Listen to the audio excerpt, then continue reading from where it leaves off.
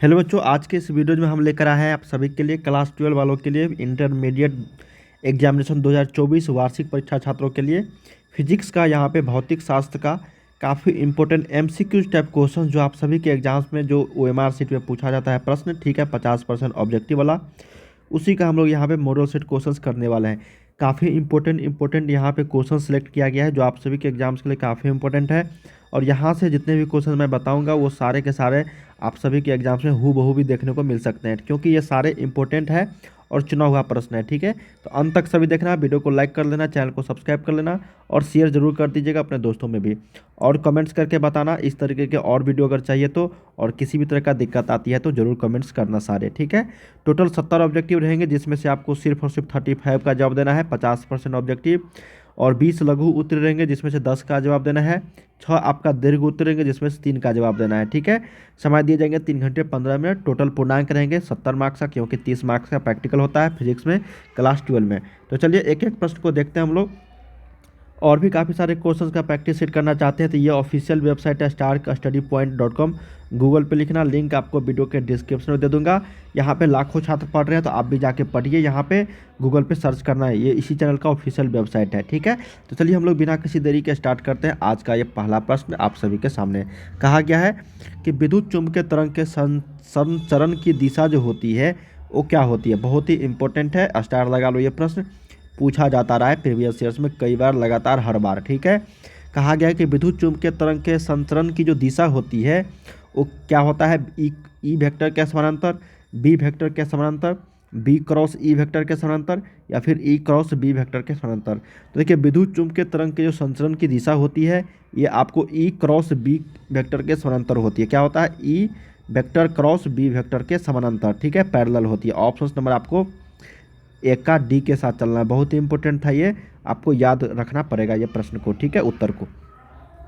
चलिए second number देखते हैं कि किसी इलेक्ट्रॉन के आवेश का मान कितना होता है। तो आप लोग कंफ्यूज मत होना, इलेक्ट्रॉन का आपको चार्ज पूछा जाएगा। ठीक है, कभी कभी, और कभी पूछ दिया जाए इलेक्ट्रॉन का आपको आवेश चार्ज, सॉरी विशिष्ट चार्ज। ठीक है, स्पेसिफिक चार्ज, विशिष्ट चार्ज, विशिष्ट आवेश। ठीक है, तो ये दोनों में आप लोग कंफ्यूज मत होना। विशिष्ट आवेश अलग होती है और एक नॉर्मल चार्ज अलग होता है। तो यहाँ पे पूछा क्या गया है, किसी इलेक्ट्रॉन का आवेश, सिर्फ नॉर्मल आवेश पूछा गया, नॉर्मल चार्ज कितना होता है, आवेश का मान। तो ये चीज़ आपको ध्यान में रखनी है। तो ये होता है आपका 1.6 गुने 10⁻⁻19 कूलम। क्या होता है, 1.6 गुने 10⁻⁻19 कूलम। ठीक है, ये सिर्फ और सिर्फ आपको इलेक्ट्रॉन का आवेश का मान होता है। तो दो का सही उत्तर बी के साथ चलेंगे हम लोग। और विशिष्ट आवेश का मान अलग होती है, ये चीज़ आपको ध्यान में रखनी पड़ेगी। मैंने प्रीवियस वीडियो में बताया है, जो छात्र नहीं देखे जाके देख सकते हो। अगला है कि प्लांक नियतांक, प्लांक कांस्टेंट की जो बीमा होती है वो क्या होती है। देखिए प्लांक नियतांक जो होता है, प्लांक कांस्टेंट, ये कांस्टेंट होती है वैल्यू। ठीक है, तो इसका जो बीमा होता है, बीमा हम लोगों से पूछा गया डायमेंशन क्या होती है प्लांक कांस्टेंट का, तो ये होता है आपका mL2T⁻⁻1। क्या होता है, mL2T⁻⁻1। यही इसका राइट आंसर हो जाएगा। 3 का ए क्या हो जाएगा, 3 का ए इज द राइट उत्तर। ठीक है, चलिए अगला प्रश्न देखते हैं। फोर्थ नंबर क्या कहा गया है, फोर्थ नंबर में कहा गया है आपको कि निम्नलिखित में अल्फा कण के लिए कौन सही है। देखिए अल्फा कण जो होती है वो एक प्रोटॉन और न्यूट्रॉन, दो प्रोटॉन दो न्यूट्रॉन, एक प्रोटॉन तीन न्यूट्रॉन, दो प्रोटॉन तथा तीन तीन न्यूट्रॉन क्या होता है अल्फा कण में। तो अल्फा कण के लिए जो सही है यहाँ पे वो दो प्रोटॉन और साथ में आपका दो न्यूट्रॉन भी। क्या होता है, दो प्रोटॉन तथा दो न्यूट्रॉन। ऑप्शन नंबर 4 का बी के साथ चलेंगे। फिफ्थ नंबर है कि कैथोड किरणें जो का जो ग्रुप होती है, कलेक्शन जो होती है वो किसके होते हैं कैथोड किरणें। तो देखिए कैथोड किरणें के जो समूह होते हैं ये होता है आपका इलेक्ट्रॉन्स के। ठीक है, क्योंकि कैथोड जो है उसमें नेगेटिव चार्ज होती है, इसलिए यहाँ पे इलेक्ट्रॉनों के किरणें समूह होते हैं कैथोड किरणें समूह। तो 5 का सही उत्तर ऑप्शन नंबर आपका एक के साथ चलेंगे हम लोग। अगला है यहाँ पे कि निम्नलिखित में से कौन क्रिकॉफ, देखिए क्रिचॉप्स लॉ आप लोग जानते होंगे कि प्रथम नियम में संरक्षित होता है। देखिए क्रिचॉप्स का जो फर्स्ट लॉ होती है उसमें क्या कंजर्व रहता है, यही पूछा गया हम लोगों से। तो क्रिचॉप्स के जो फर्स्ट लॉ होते हैं उसमें आपको याद रखना पड़ेगा चार्ज होता है।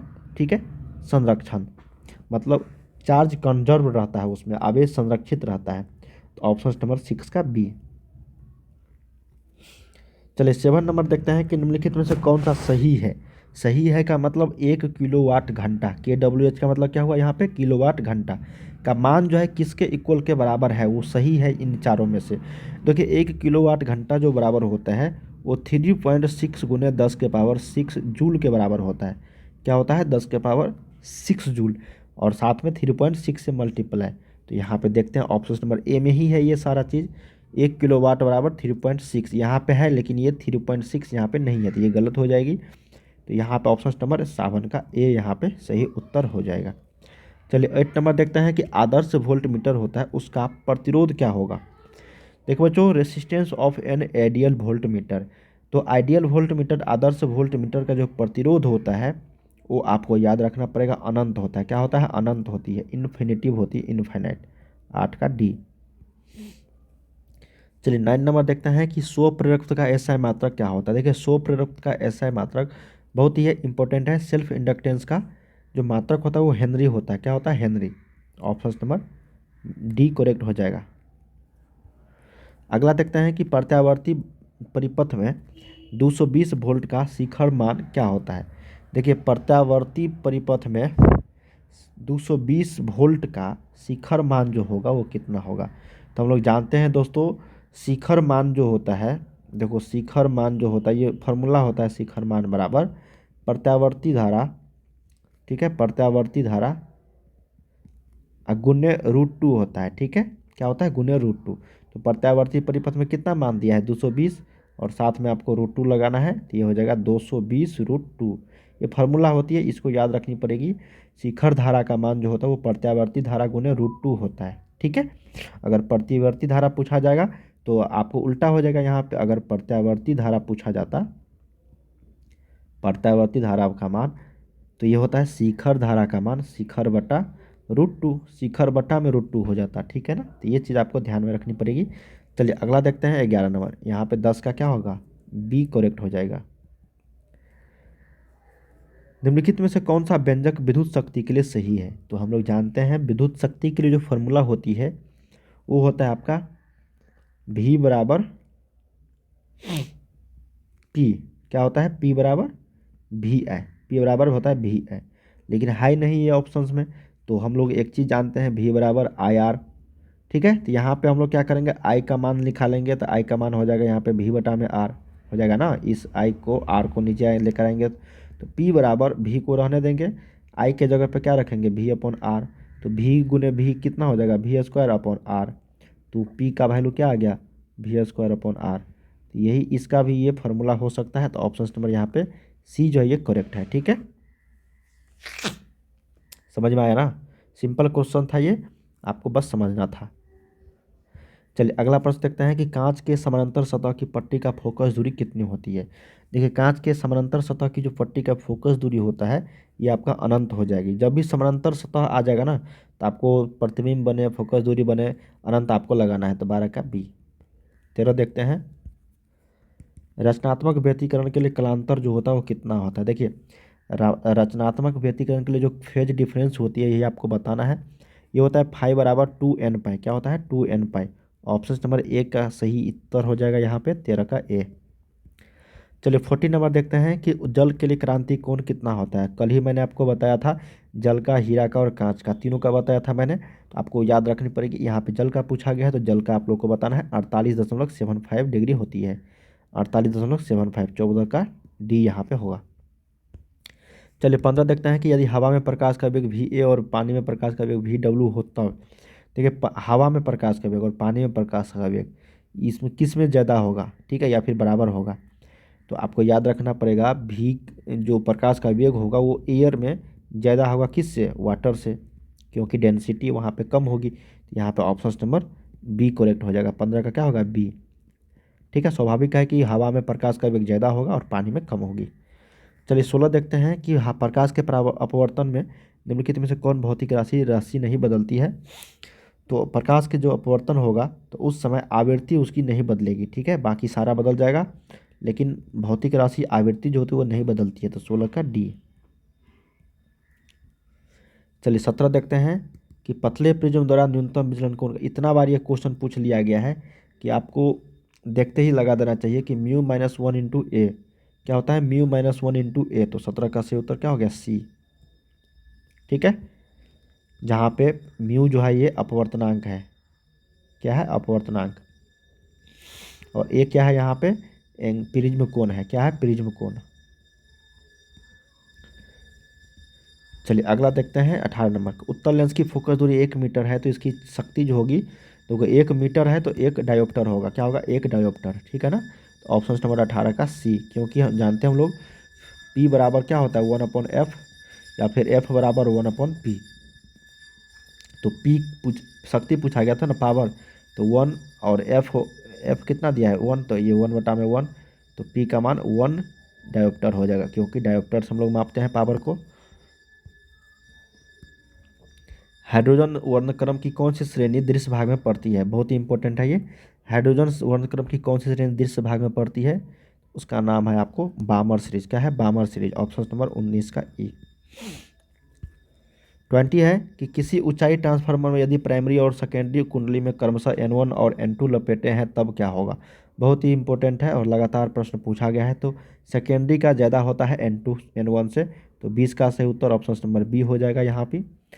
21 देखते हैं कि द्विआधारी योग के निम्नलिखित में से कौन सा सही है, तो हम लोग कल ही बात किए थे इसके बारे में दोस्तों, कि कौन सा सही नहीं है पूछा गया है। ठीक है ना, तो कौन सा सही नहीं है यहाँ पे बताना है आप लोगों को।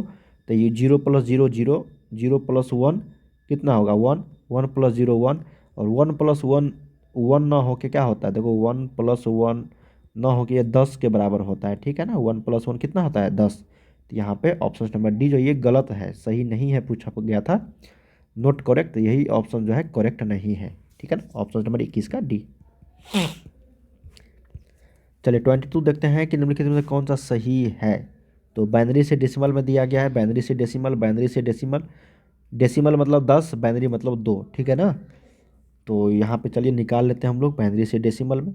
तो यहाँ पे देखो सबसे पहले हम लोग क्या करेंगे, सॉल्यूशन करते चलेंगे सभी का, किसमें आपको ये आंसर आता है। जैसे आप पहला ही ऑप्शन देखते हैं, तो 111 को हम लोग अगर 111 को, ठीक है, क्या है 111, तो हम लोग क्या करेंगे 2 के पावर 0 लिखेंगे, 2 के पावर 1, 2 के पावर 2, पता है ना कैसे निकालते हैं, नहीं पता है तो जाके देख लो, मैंने ही आपको वीडियो में बताया है। लिखना star custody point binary to decimal, ठीक है, ऐसा लिखोगे तो आपको वीडियो जाएगा, वहाँ से आप लोग समझ लेना, काफ़ी अच्छे तरीके से मैंने बताया है, 2-3 साल पुराना वीडियोज है वो। अब हम लोग क्या करेंगे, 2 के पावर 0 का मान 1 होता है, 2 के पावर 1 का मान 2 होता है, 2 के पावर 2 का मान 4 होता है। अब क्या करेंगे, इसको मल्टीप्लाई कर देंगे इसके साथ। ठीक है, तो 1 × 1 1, फिर प्लस लगाएंगे, 2 × 1 2, प्लस 4 × 1 4, तो 4 2 6 1 7, जी हाँ यही सही उत्तर हो गया। देखो इसको करने कैलकुलेशन करने के बाद 7 आ रहा है ना, इसका मतलब ऑप्शन नंबर 22 का ए ही सही है। ठीक है, अब एक और चीज़ बता देता हूँ यहाँ पे, दूसरा भी ऑप्शन बता देता हूँ। देखो 1 0 0 है, इसको भी उसी तरीके से लिखेंगे यहाँ पे, 2 के पावर 0, 2 के पावर 1, 2 के पावर 2, 2 के पावर 0 1 होता है, 2 के पावर 1 2 होता है, 2 के पावर 2 4 होता है। ठीक है, अब मल्टीप्लाई करेंगे इसके साथ, तो 1 × 1 1, प्लस 2 × 0 0, प्लस 2 × 0 0, 4 × 0 0, तो 1 आया। तो यहाँ पे एक मान होना चाहिए एक के, इस तरीके से, तब ये सही होता। 7 है तो ये गलत है, ये भी गलत है, ये भी गलत है, ऑप्शन नंबर 22 का ए। 23 नंबर देखते हैं कि 1 इलेक्ट्रॉन वोल्ट बराबर होता है, देखिए 1 इलेक्ट्रॉन वोल्ट जो होता है वो 1.6 गुने कितना होता है, 1.6 गुने आपको 10 के पावर -19 जूल, क्या होता है -19 जूल। तो ऑप्शन नंबर क्या होगा यहाँ पे, ए करेक्ट हो जाएगा 23 का। चलिए 24 देखते हैं, 1 टेस्ला बराबर होता है, देखिए 1 टेस्ला जो होता है, 1 टेस्ला बराबर होता है आपका 1 वेव पर मीटर स्क्वायर, क्या होता है 1 वेबर पर मीटर स्क्वायर, बहुत ही सिंपल है, 1 वेबर पर मीटर स्क्वायर। ऑप्शन नंबर आपको बी इज द राइट यहाँ पे हो जाएगा। चलिए 25 देखते हैं कि 1 किलोवाट घंटा बराबर होता है, देखिए 1 किलोवाट, जस्ट ये प्रीवियस क्वेश्चन ही है, तो हम लोग अभी जस्ट पढ़े थे कि 1 किलोवाट बराबर होता है 3.6 × 10 के पावर 6 जूल। तो ये सही उत्तर हो जाएगा 25 का सी। विभव मापी से निम्नलिखित में से कौन मापा जाता है, देखिए विभव मापी से हम लोग क्या मापते हैं, प्रतिरोध, धारा, सेल का ईएमएफ। तो सेल का ईएमएफ मापते हैं, क्या मापते हैं, सेल का ईएमएफ। 28-27 देखते हैं कि प्रतिरोध के लिए निम्नलिखित में से कौन सा संबंध सही है। तो हम लोग जानते हैं आर बराबर होता है रो एल बाई ए। क्या होता है? आर बराबर रो एल बाई ए। देख लेते हैं किस ऑप्शन में है आर बराबर रो एल बाई ए। तो ये ऑप्शन नंबर बी में है, यही करेक्ट है, फार्मूला था ये। कौन सा संबंध सही है? तो 1 एम्पियर बराबर होता है 10⁻³ मिली एम्पियर, या फिर 10⁻³ एम्पियर, 10⁻³ मिली एम्पियर होता है। ठीक है ना, ऑप्शन नंबर ए ही इसका राइट आंसर हो जाएगा। एप्सिलॉन नोट का मान कितना होता है? एप्सिलॉन नोट ये कांस्टेंट वैल्यू होती है एप्सिलॉन नोट का। कभी कभी मात्रक भी पूछ दिया जाता है, कूलम्ब स्क्वायर प्रति न्यूटन मीटर स्क्वायर होती है। तो एप्सिलॉन नोट का जो मान होता है वो 8.854 गुने 10⁻⁻12 होता है। ठीक है, कूलम्ब स्क्वायर प्रति में न्यूटन मीटर स्क्वायर, ये चीज़ आपको ध्यान में रखना है। 29 का सी। चलिए 30 नंबर देखते हैं कि इलेक्ट्रॉन पर आवेश जो होता है, देखिए मैंने आपको बताया था ना कि एक आवेश होता है, एक विशिष्ट आवेश होता है। हालांकि आवेश है यहाँ पे है तो माइनस लगा दिया गया, कोई बात नहीं। तो ई पे नेगेटिव चार्ज होते हैं, इसलिए यहाँ पे 1.6 गुने 10 के पावर कितना होता है ये माइनस में 19 कूलम्ब। ठीक है, माइनस है तो माइनस लगा दो। Option number D. कभी कभी माइनस नहीं भी रहता है तो हम लोग जानते हैं ना इलेक्ट्रॉन पे नेगेटिव चार्ज होती है इसलिए। चलिए 31 देखते हैं कि द्विधारी इतना का दार्शनिक संख्या निम्नलिखित में से कौन सा है। भाई निकाल लेते हैं। क्या बताया था मैंने कि लिखेंगे 1 1 1 1 0। यहाँ से स्टार्ट करेंगे 2⁻0, 2⁻1, 2⁻2, 2⁻3, 2⁻4। फिर लिखेंगे 2⁻0 कितना होता है 1, 2⁻1 होता है 2, 2⁻2 होता है 4, 2⁻3 होता है 8, 2⁻4 होता है 16। अब क्या करेंगे हम लोग सभी को मल्टीप्लाई करके जोड़ देंगे इस चीज़ से। तो 1 गुने 1 1, फिर 2 गुने 1 2, फिर 4 गुने 1 4, फिर 8 गुने 1 8, प्लस 16 गुने 0 16। तो कितना हो गया 8 4 12, 12 2 14 1 15। इसका मतलब 15 का मान जो है ये 15 आया है ना, या फिर कहीं गलती हुआ है? कहीं गलती हुआ है क्या? 8 4 12 3 15, 4 1 है, फिर 0 है। तो इसका दोस्तों आंसर आ जाएगा 31 का बी आ जाएगा। 30 10 हो जाएगा डेसिमल में 30। ठीक है, कैसे आएगा देख लो। तो यहाँ पे अगर 30 को हम लोग निकालते हैं, 2 से भाग लगेगा यहाँ पे 15 बार में, तो यहाँ पे 0 शेष बचेगा। ठीक है, शेष यहाँ पे लिखते चलेंगे। 2 7 14, 1 शेष बचा, फिर 2 3 6, फिर 1 शेष बचा, फिर 2 एकम 2, 1 शेष बचा। ठीक है, फिर नीचे से लिखेंगे तो 1 1 1 1 0। देखो ये है ना 4 एगो 1 0, तो यही इसका राइट आंसर हो जाएगा 31 का बी। ये डेसिमल से बाइनरी या फिर बाइनरी से डेसिमल निकाल सकते हो आप लोग। चलिए अगला देखते हैं कि नॉर गेट के लिए बुलियन व्यंजक कितना होगा। तो नॉर गेट के लिए बुलियन व्यंजक कितना मान होगा, बहुत ही सिंपल है ये। तो ये होता है वाई ए डॉट बी बराबर क्या होता है वाई, या फिर ए डॉट या फिर वाई बराबर A dot B. Option number 32 का सॉरी सी हो जाएगा यहाँ पे। देखो यहाँ पे ये नॉर गेट था ना, तो नॉर गेट के लिए यहाँ पे हो जाएगा वाई बराबर ए प्लस बी के ऊपर रेकरिंग। ठीक है, ऑप्शन नंबर यहाँ पे 32 का सी हो जाएगी नॉर गेट का बुलियन व्यंजक। नेक्स्ट है यहाँ पे 33 नंबर, 32 का यहाँ पे सी हो जाएगी वाई बराबर ए प्लस बी के ऊपर रेकरिंग। ठीक है ना।